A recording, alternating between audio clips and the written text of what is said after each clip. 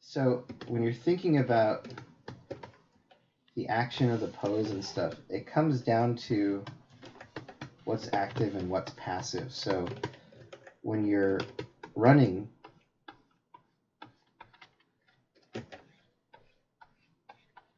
or just if you have your leg out like this, what swing out your leg, it's going to be your quads here. So generally this would be more of an active form.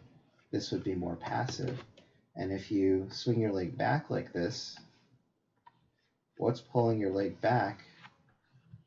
It's your quads in here. So this will tend to be more active. And conversely, this would be more passive here. So what you essentially get is a stretch and a pinch, right? Or simple versus a complex side. And if your foot is up like this, what's causing that? It's going to be your tibialis anterior, and this will be more passive in here. And if your foot is flying back like this, what's lifting back your heel? It's your calf, and this would be more passive in here. So, well, this would be complex, this would be simple. In this case, this is complex, this is simple, this is complex, this is simple, or stretch and pinch. So something like this, right, you're kind of thinking about, she's leaning over, she's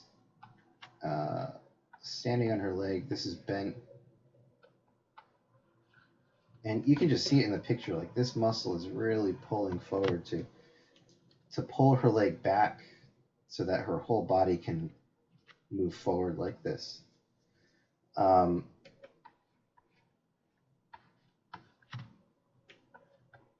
And then in here, as her leg bends this way, you can really see it in here.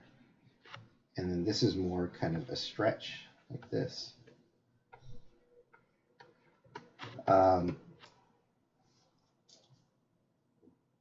It's awesome. That's so subtle, but makes a huge difference in selling the illusion of force. Yeah, so that's why, if you go back to the first week, the books I recommend, there's a book called The Human Machine, which is a George Bergman book.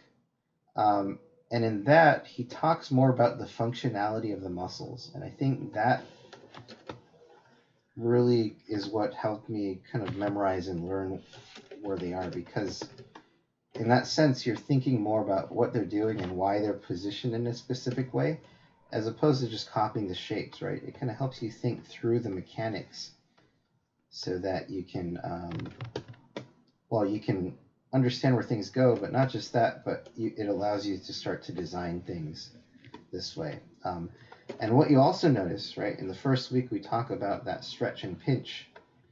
That's playing out through every single part of the body. So if your arm lifts up like this, what lifts up your arm? We're going to get a pinch or an activation in your shoulder here, in your triceps or your trapezius. And in this case, we're going to get a stretch here, right? And what pulls your arm back this way? Your biceps. We're going to feel that active. And that complex side is going to be against a stretch, right? Versus if you were pulling your arm back like this, what swings your arm back like this? It's your triceps. So you're going to feel this stuff compress. You're going to feel your biceps. It still might have a bump to it, right? But you're going to see it kind of streamline out. So this is complicated. This is simple here.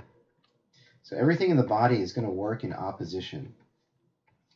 So you have to consider that. And that in turn is how, again, the anatomy is just a tool, right? So in this case, it's a tool that I'm using to help accentuate the gesture of the body by showing what's activating and what's relaxed, right? So ultimately, we talked about having the thesis to the drawing, or that main idea behind the drawing, your gesture. All these details that we've been talking about should ultimately kind of tie back to that. So that gets into more kind of design and other things, but the gesture is so important. And again, that's why I keep harping on getting simple forms and these basic volumes and things like that, because that's really the gesture. So if you're not relating it to the gesture, you're going to kind of miss some of these subtleties or these ideas about how you can use the anatomy.